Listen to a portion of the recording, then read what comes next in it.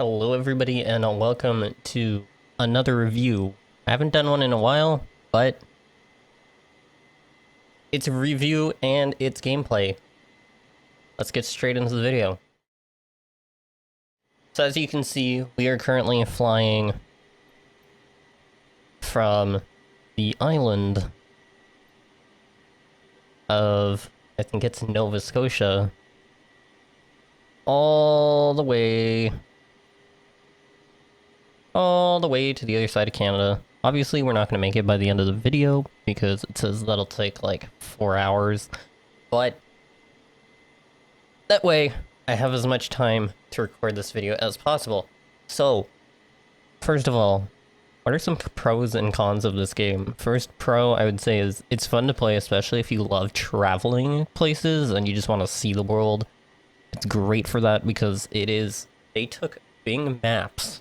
They somehow managed to take the imagery from Bing Maps, put it into a game, somehow made it look super realistic, unless, you know, I'm gonna get more into the sacrifice of trying to make it look it realistic. Because there are sacrifices.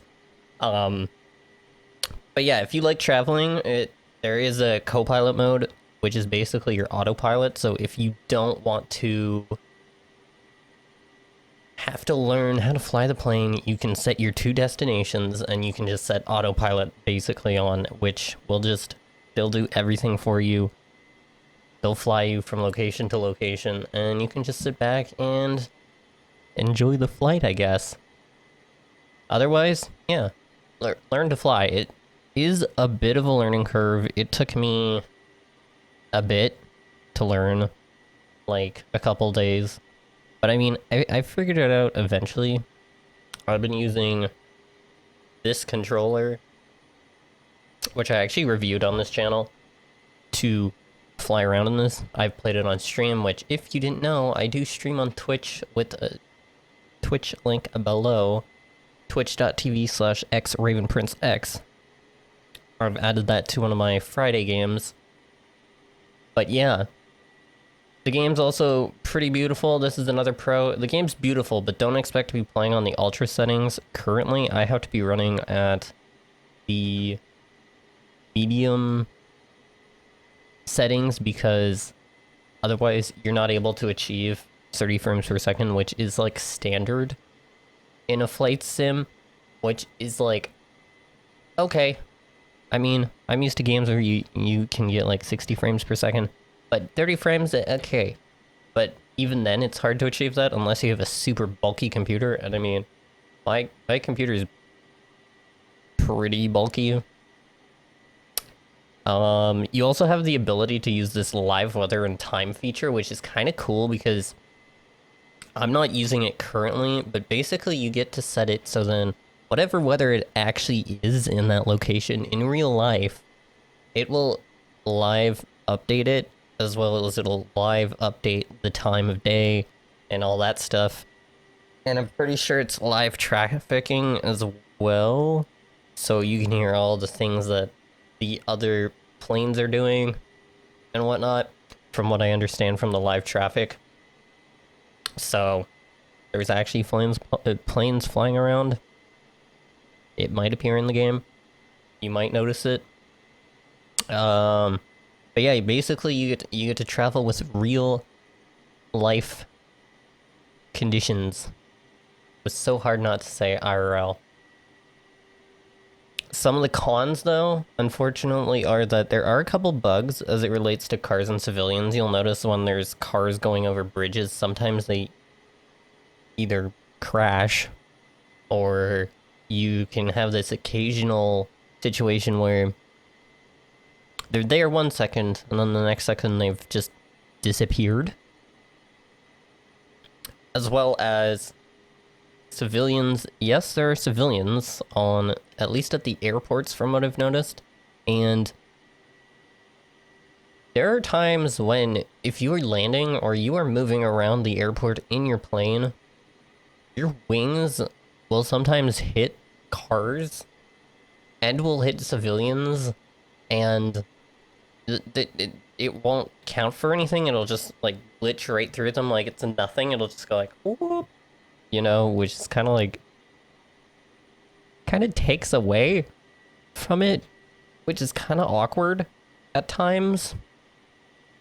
Like I said earlier, another con is it's very difficult to hit 30 frames per second. People were reporting that at medium settings they were hitting like 20 frames to 15 frames depending on where they are. In cities you can go as low as like 12 to 15 frames per second, which is half of 30. And I mean 30 frames per second, as you know, for gamers is hard enough as it is. But I mean, it helps that it's a flight simulator, so you're not moving super quickly, so you won't really notice as much until you drop to like 15. My viewers were noticing, and I was just like, I was trying to find ways to fix it. I got it to the best of my abilities, but I mean, you kind of have to tweak around depending on your computer and what you have. Also, I noticed it uses a lot of RAM. Like, it uses... I have 32 gigs of RAM in my computer. Somehow, some way, it uses like 90% of that on playing this game and streaming at the same time. So I mean, but like streaming doesn't take up that much percentage. So I don't know why it does that, but it's kind of, you kind of have to look around in the settings, tweak as you can, and try to hit that 30 frames per second, or else it will really take away from the flight experience. But yeah, like, other than like a couple bugs here and there, and really no frame rate optimization, as I would word it, like, if they can optimize the game, like better optimize, I should say, then I think we should be able to achieve like better frame rate at like higher settings, because like what the requirements are for this game are quite demanding. But even if you have those requirements, it's very, it still can lag at the high settings.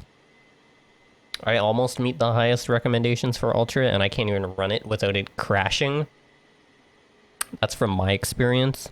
But other than that, it's only as good as you could expect for a launch title. I mean, it only came out this week, so you can only expect it to do so well right now. Like, I'm surprised they didn't notice in the beta testing, but that's okay.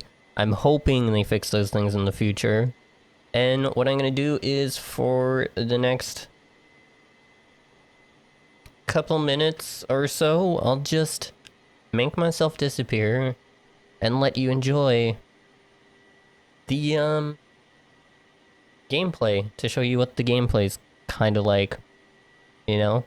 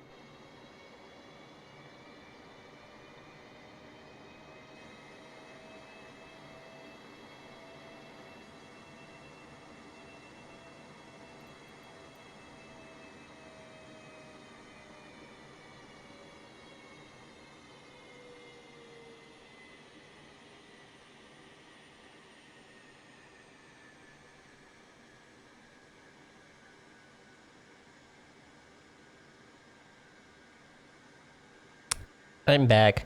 So, as you can tell, there are some things you can see on the screen. You can see your telemetry, you can see all your airspeed engines, how much speed they're giving, how much each of them are giving, how much fuel you have left, and yes, as you saw before, you can adjust the fuel mid-flight to, like, maximum, so, I mean, it's kind of cheating, but at the same time, if you want to be able to just keep on flying, you'll have to do that, but you can't just keep infinite fuel, like unlimited or whatever. Something I learned is kind of helpful is this trim thing. But when you go into the cockpit view, you'll notice, unfortunately, you don't have all that information. You kind of have to look around, as you can see, and then, like, adjust there. So you kind of have to go through the tutorial to figure out what all this stuff means. If you want to go into cockpit view. Otherwise,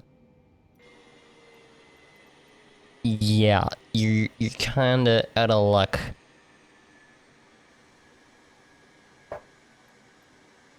But I'm gonna disappear and just let you see us fly over this city. And yeah, like, just enjoy.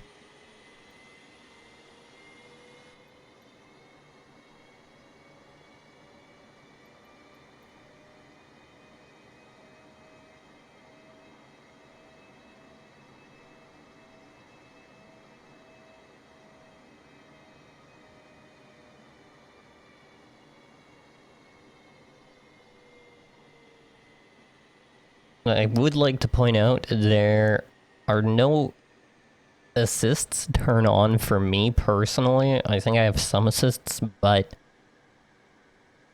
I wanted to try to play the game with no assists on. So, I mean, if you turn on the assists, there might be a way to show all that stuff all in the cockpit view.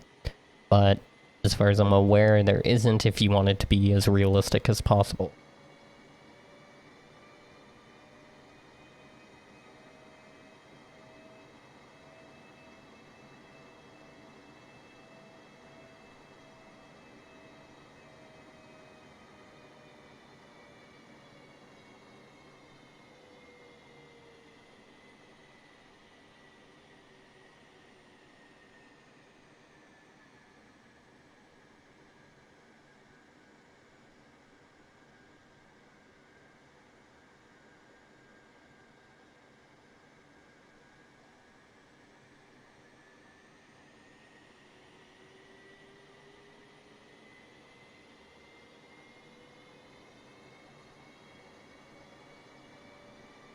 Okay, so everybody, I think that is enough gameplay for now. Thank you guys for watching. If you watched to the end of the video, remember to click that like button. If you enjoyed the video, make sure to subscribe so you know when I upload videos and you get notified when I upload videos.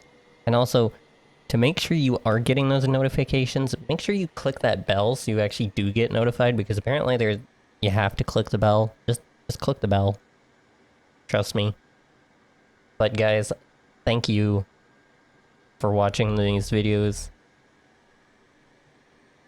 Hopefully you have a great rest of your weekend. Little guy, he's struggling so much to figure out how to get to the rest of his pack, but he can't. So he's just gonna run back and forth, like the little bugged rat he is, and it's gonna provide us entertainment.